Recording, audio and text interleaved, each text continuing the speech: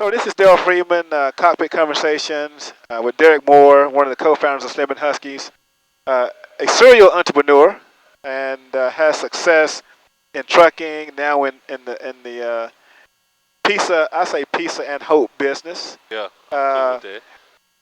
you know, Derrick, on social media all the time, I see people saying, "Take this course, and and let me turn your credit to a credit card.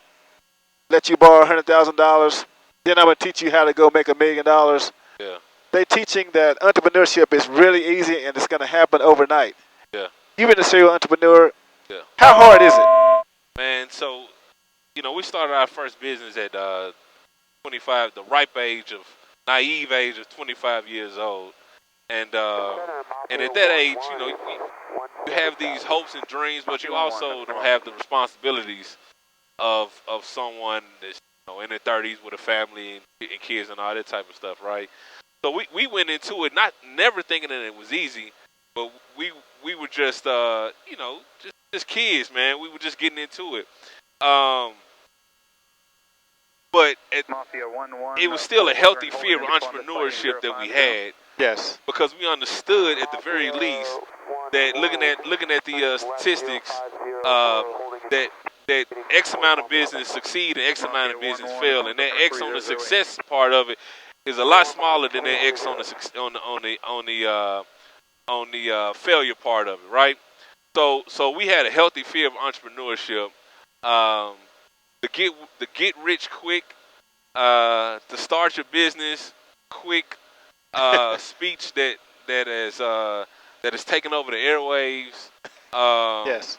Whether it be social media, whether it be books, whether it be friends and family and all that type of stuff, is unhealthy because you know selling these dreams or selling these hopes or these falsehoods is damaging to the community, because we already as a community have a leg.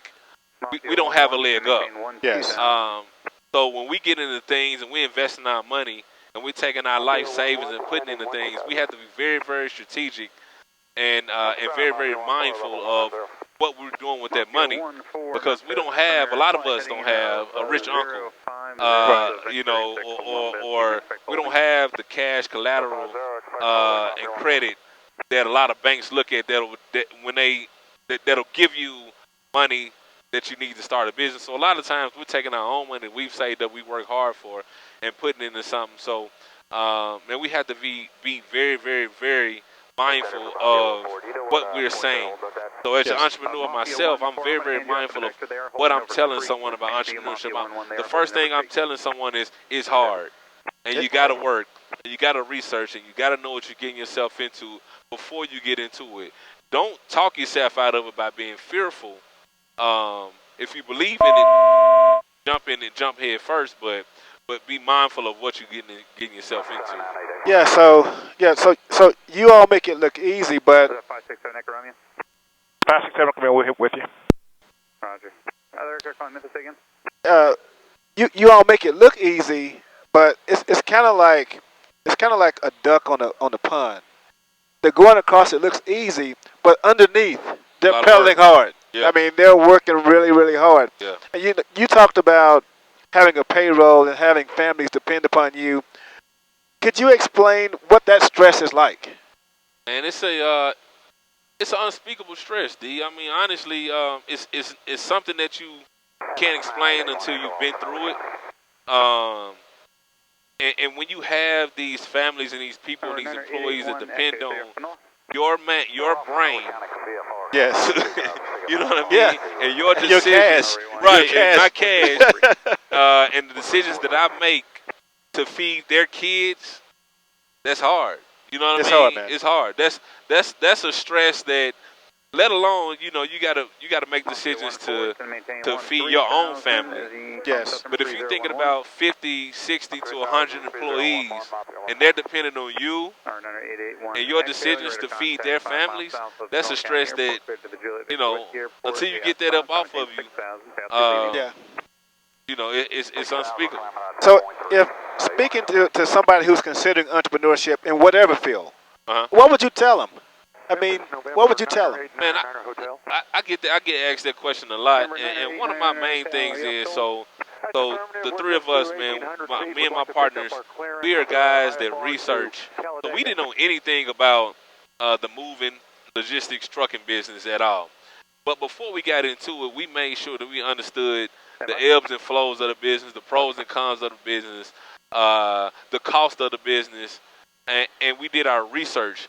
So my advice to every aspiring entrepreneur is to do the research on the business that you're looking to get into, and not relying on someone else's word. Right. You got to do your own research.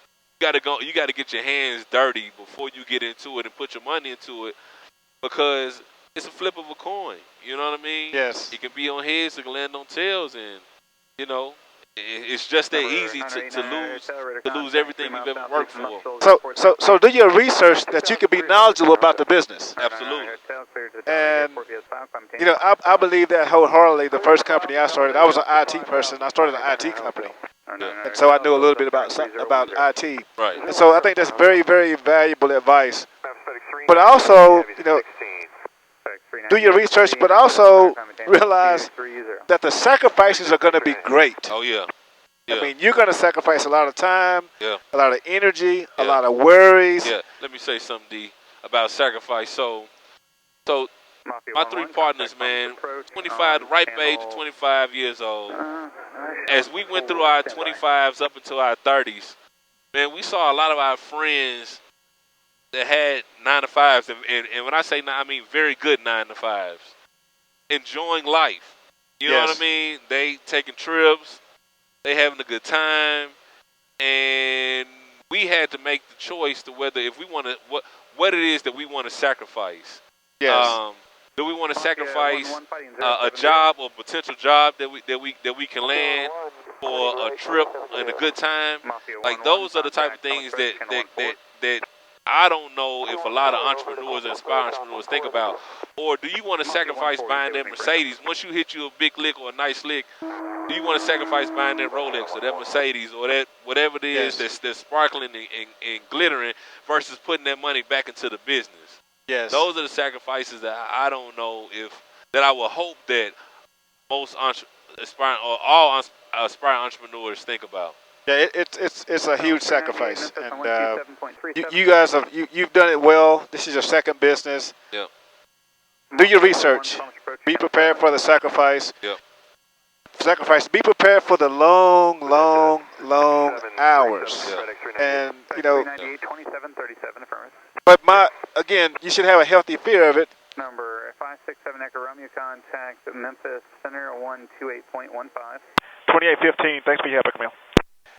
You should have a healthy fear of it, but that shouldn't stop you from doing it. Right. But the more research you do about it, the more you know about the business, the better off you are, and the greater chances you have of succeeding. Absolutely. Going to take somebody's course on an industry, in 2 or 3 days, and then walking out of the course thinking you're going to start a company, not an expert, and be successful. Yeah. I think your chances are very, very slim. And so, do your research. Be prepared for the sacrifice. Know as much as you possibly can about the business. Correct. And that's what I've learned. Well, so, hey, signing off here, me and Derrick Moore, one of the founders of Stem and Huskies.